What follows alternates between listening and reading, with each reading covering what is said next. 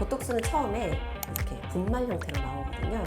그래서 식염수를 믹스해서 시술을 하는데 만약에 이제 적정 혼합해야 되는 식염수의 양이 있는데 만약에 이제 너무 많이 넣어서 희석을 하면 사실은 겉으로 봤을 때는 표시가 안 나죠. 선생님 안녕하세요. 네, 안녕하세요. 네, 오늘은 또 시청자분들이 많이 궁금해하시는 필러에 이은 보톡스 편입니다. 네. 보톡스가 예전에 비해서 많이 보편화되고 가격도 많이 저렴해진 걸로 알고 있는데, 그래서 보톡스에 대해 선생님께 낱낱이 한번 파헤쳐달라고 이 컨텐츠를 준비했습니다. 네, 무엇이든지 질문해 주세요. 네, 선생님 보톡스가 이 미용 목적으로만 하는 게 맞나요? 예전에 원래는 보톡스는 치료 목적으로 하던 시술이었어요. 예를 들어서 눈두덩 근육에 경련이 있어서 이거를 줄인다든지, 내성마비 환자의 다리 근육의 강직을 줄이기 위한 목적으로 행해졌던 게 먼저였죠. 거기서 이제 발전해가지고 얼굴 쪽으로 온 거잖아요. 변화를 그렇죠. 한 건데, 선생님께 궁금한 거, 얼굴에 보톡스를 맞는다고 했을 때 추천 부위와 비추천 부위를 좀 말씀해 주시면 좋을 것 같아요. 추천은 일단 대표적인 표정주름 있죠.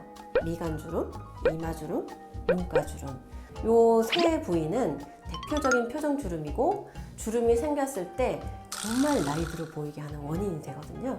특히 미간주름의 경우는 20대에도 좀 빨리 시작되는 경향이 있어요. 왜냐하면 습관성이기 때문에. 이렇게 주름 보톡스의 경우는 좀 열심히 그래도 해주시는 게 굉장히 이제 보기에도 좋고, 그 다음에 방치를 했을 때 주름이 점점 깊어져서 나중에 흉터처럼 돼버릴 수도 있기 때문에 미리미리 하시는 게 어떨까 싶습니다. 네. 사실 제가 딱히 추천드리고 싶지 않은 부위는 없는 것 같아요. 다만 주의할 포인트가 있죠. 제가 두 군데를 말씀드릴게요. 하나는 눈 아래입니다. 근데 눈 밑은 눈가에 생기는 주름하고 이제 생기는 원인이 좀 다른데요. 움직임이 많아서라기보다는 피부가 얇아져서 생기는 원인이 좀 크거든요. 그래서 눈 밑에 자글자글한 잔주름이 있다고 해서 그것을 보톡스로만 피려고 좀 많은 양을 주사한다든지 그러면은 굉장히 어색해집니다. 대표적으로 우리가 이렇게 웃으면 애교살이 만들어지잖아요. 눈 밑에다가 보톡스를 과하게 주사하면 애교살이 안 만들어집니다. 그리고 또 한 가지 눈 밑에 주의할 점은, 우리가 나이가 들면서 왜 이렇게 눈 밑에 지방이 처져서 이렇게 돌출되는 거 있잖아요. 눈밑 지방이라 그러죠. 눈밑 지방이나 이렇게 다크가 형성된 분들은 눈 밑에 보톡스를 많이 주사하면 그 눈밑 지방을 받치고 있던 근육을 힘을 더 떨어뜨려서 더 돌출되게 만들 수가 있습니다.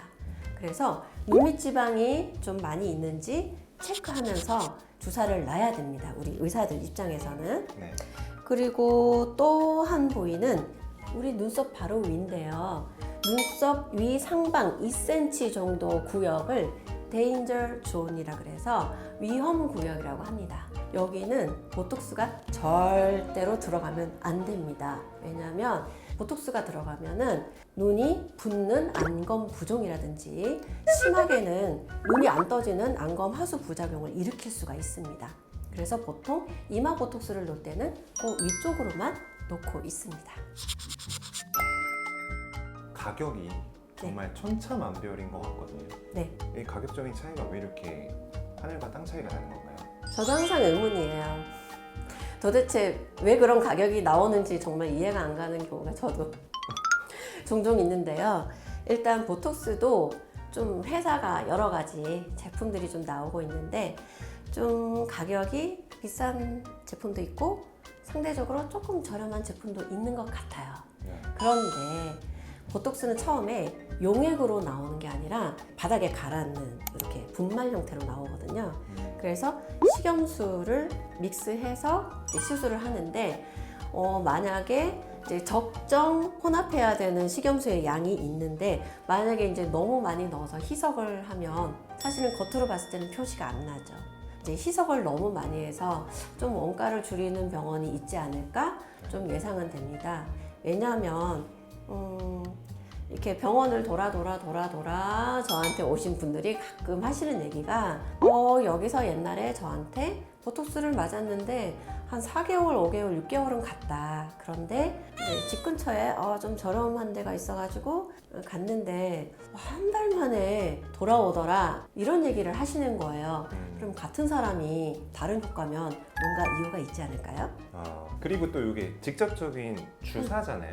네. 이걸 딱 놔주시는 거니까 네. 아무래도 이 진행을 해주시는 의사 선생님의 손기술이 좀 중요한 것 같은데 네. 선생님이 PR을 좀 해주셨으면 좋겠어요. 너무 많아요. 왜냐면 제가 보톡스가 가장 기본적으로 많이 하는 시술이긴 하지만 주의할 점도 많고 뭐 좀 부작용도 의외로 많고 그렇다 그랬잖아요.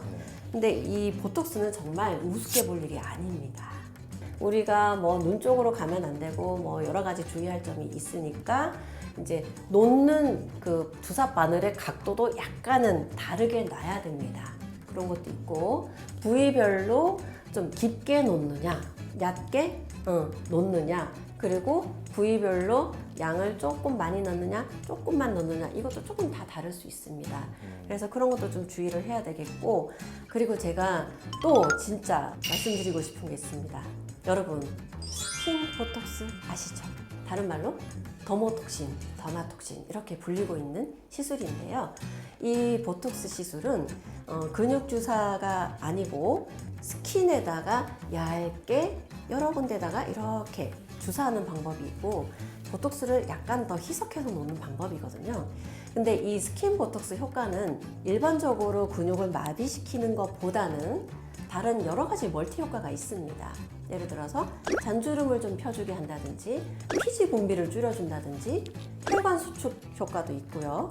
모공 수축 효과도 있고 미백 효과도 있고 굉장히 여러 가지 멀티플한 효과가 있어서 굉장히 만족도가 높으니까 많이 시술하는데 문제는 이 스킨 보톡스도 주의하지 않으면 부작용이 있습니다.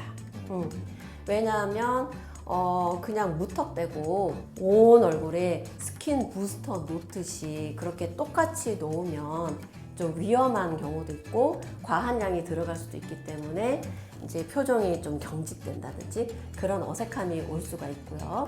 제가 저번에 한번 영상에도 올렸었는데 제가 이제 깜짝 놀란 게 이렇게 기계로 스킨 보톡스를 주사하시는 원장님을 영상을 통해서 본 적이 있었어요.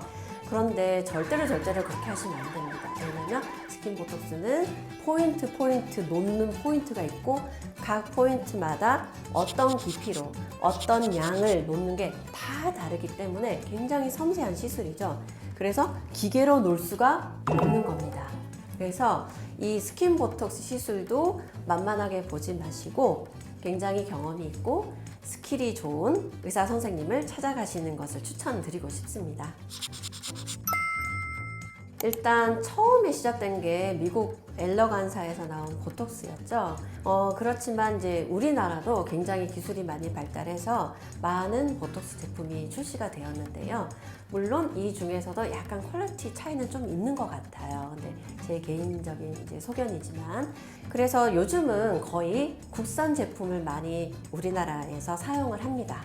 그리고 당연히 수출도 많이 하고 있고요. 그리고 품질도 굉장히 우수합니다. 저 같은 경우는 이제 국산의 경우는 좀 퀄리티가 높은 가격대가 좀 있긴 하지만 좋은 품질의 제품을 선택해서 쓰고 있고 이제 외상 같은 경우는 독일에서 나온 제오민을 쓰고 있는데요.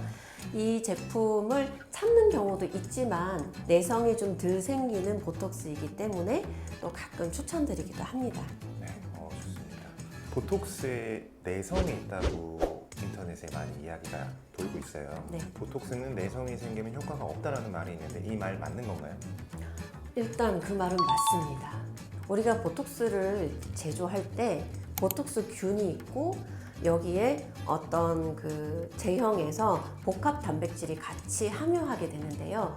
이 복합 단백질에 대한 항체가 생기는 것이 바로 내성이 생기는 원리입니다.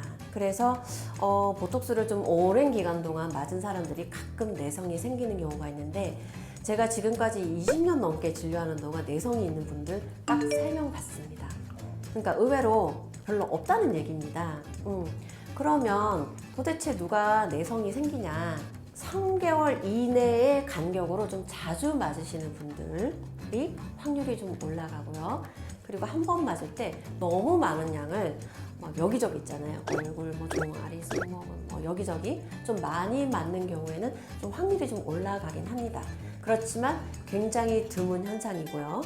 그리고 내성이 발견됐을 때 어떻게 하느냐. 일단은 좀 내성이 덜 생긴다고 하는 제오민으로 스위칭을 해서 이제 용량을 맞춰서 주사를 하면 약효가 있는 경우도 있습니다. 그런데 그렇게 해도 안 될 때도 있거든요. 그럴 때는 아예 한 3에서 6개월 정도 쉬어봅시다 이렇게 하기도 합니다. 그래서 시간이 좀 많이 흐른 후에는 다시 그 항체의 역가가 낮아져서 다시 기능이 회복되는 경우가 있기 때문에 희망을 잃지 마시고요. 네. 추가로 혹시나 이렇게 자주 보톡스에 대한 효과를 보시고 이거를 꾸준히 지속하시는 분들 중에 내성이 안 생기는 뭐 방법이나 좀 선생님 추천하시는 뭐 다른 꿀팁 같은 거 없을까요? 네, 그러니까는 이제 내성이 생기시는 분들 가만히 보면 이 병원 저 병원 좀 병원은 쇼핑처럼 이렇게 하시는 분들이 있는데 제발 저같이 소신 있게 시술하는 의사한테 한 군데 딱 정하셔서 간격 맞춰서 잘 다니시기를 정말 권장드립니다. 네. 환자분들이 제가 보톡스를 넣으면 하시는 말씀이 있어요. 왜 이렇게 안 아프게 넣으세요? 왜 이렇게 안 아프게 넣으세요? 나는 그냥 젠틀하게 넣는 것 뿐인데.